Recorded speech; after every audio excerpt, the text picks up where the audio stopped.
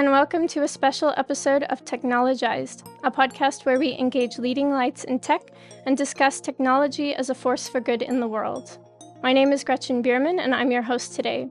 Today we're going to be discussing the World Telecommunications Policy Forum, or WTPF, which brings together policymakers to discuss topics and exchange views on the most emerging issues related to telecommunications and ICT services and technologies. Since 1994, the WTPF has been providing a global platform for leaders and experts to create a shared vision of how we can make our digital future truly beneficial for everyone. The next WTPF is not until early 2026, but preparations are already well underway. I'm joined today by Mr. Muath AlRumayh, a vice chair of the IEG group, that's the Informal Expert Group, which helps to prepare the forum's discussions for the forum in the next year. Thank you for being here with us today. Thank you so much, Gretchen, and pleasure to be here with you. So I want to just get started by thinking a little bit about the themes of this year's WTPF. This year's theme is Accelerating an Inclusive, Sustainable, Resilient, and Innovative Future.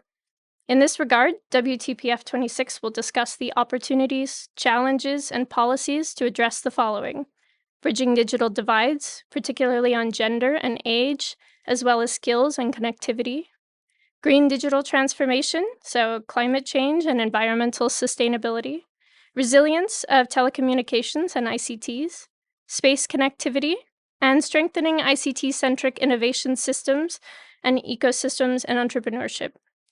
How do these topics complement each other to address the current global needs and today's technological challenges?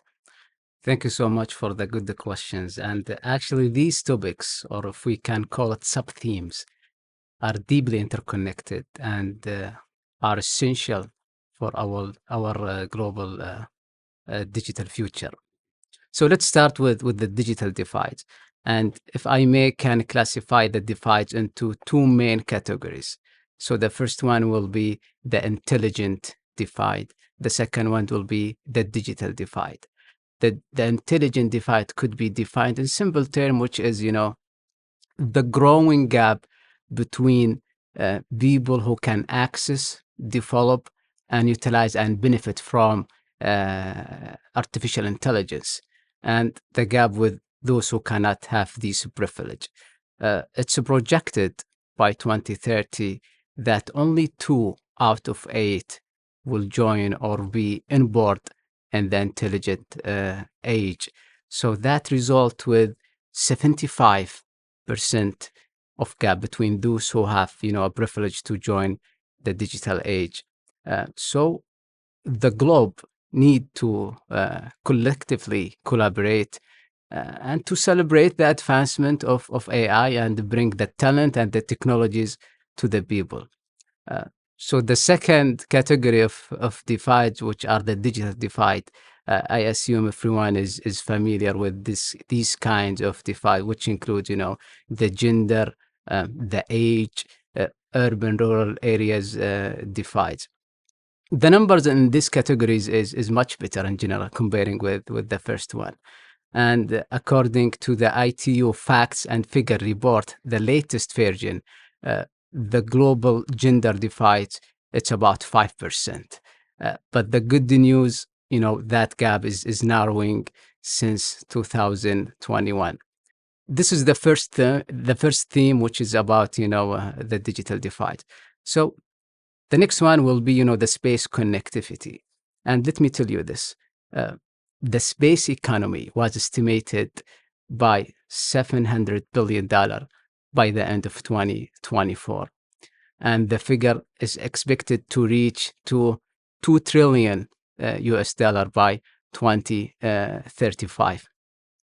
So that huge growth is driven by huge advances in different space application and service, including, the Earth observation, the application of science, remote sensing and predicting, the disaster, etc.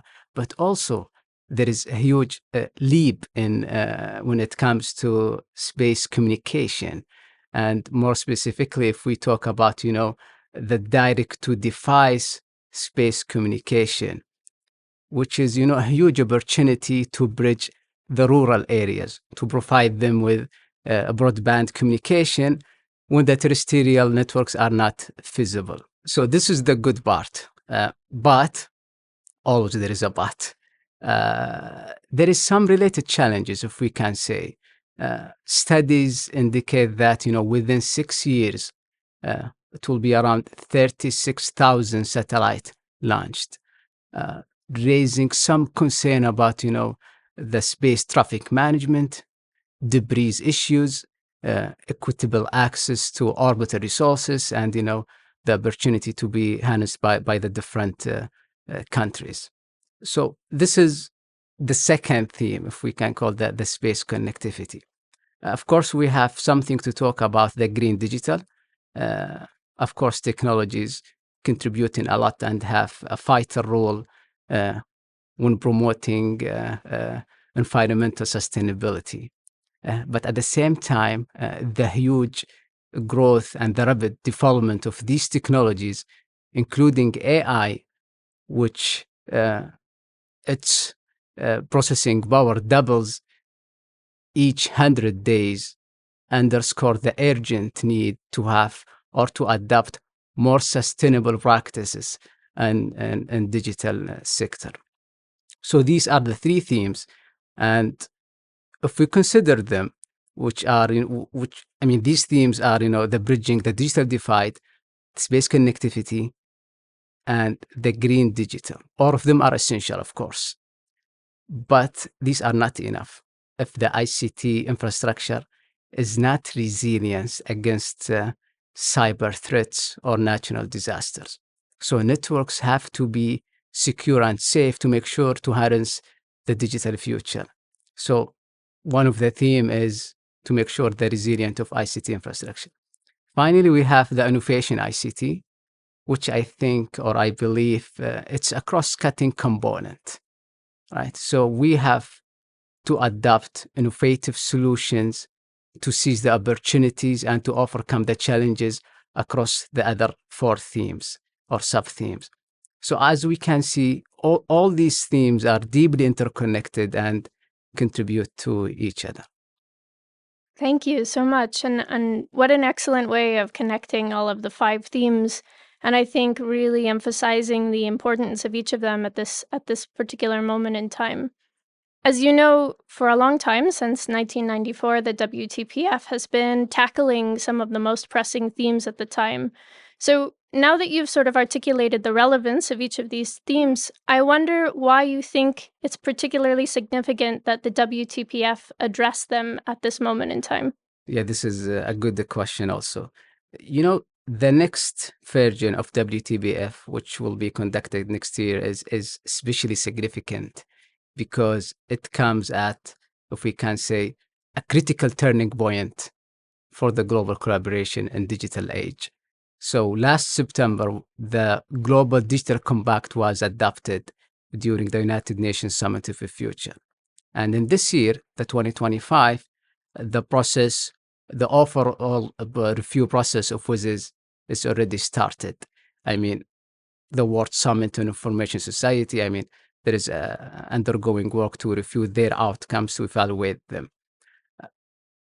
The next WTPF will serve as, a suitable venue for policymakers worldwide to reflect, on the outcome of the GDC and the WISES overall review process. And as usual, the WTPF create a platform for policymakers along with other stakeholders to develop, let's say, a shared vision on pressing challenging arising from the technological advancement. So we believe that platform serves the good for the people and the good for the globe, and it push forward the global digital collaboration. Yeah, I think you've certainly highlighted a lot to look forward to in the process. As you know, the process leading up to the forum itself is quite long. It's very complicated. We have a lot of steps that we need to take before we can actually make it to the forum. And I just wonder, on a closing note, Of all of the things that we need to do to prepare for WTPF-26, what are you most looking forward to in the process? Well, maybe the answer is very expected, which is, the final stage, or let's call it the culmination stage of the WTBF, which when the forum itself take place the first half of the next year to adapt their outcomes. So that moment will be very interested moment. But also I enjoy, the preparation and the negotiation process from almost the last year, and it will continue for almost 2 years. Uh, because, different stakeholders, they actively contribute by submitting their insights and input to the different sub-themes. So I enjoy, all the stages of the WTBF, including, the preparatory negotiation and, the culmination of the forum itself. Well, great. No, I think wonderful to end on that forward-looking note. Thank you so much for sharing these insights with us, and thank you for joining us today. Thank you so much for it. And thank you all for tuning in to another episode of Technologized. Please don't forget to subscribe wherever you get your podcasts, and you can always get more information at www.itu.int. Thank you so much.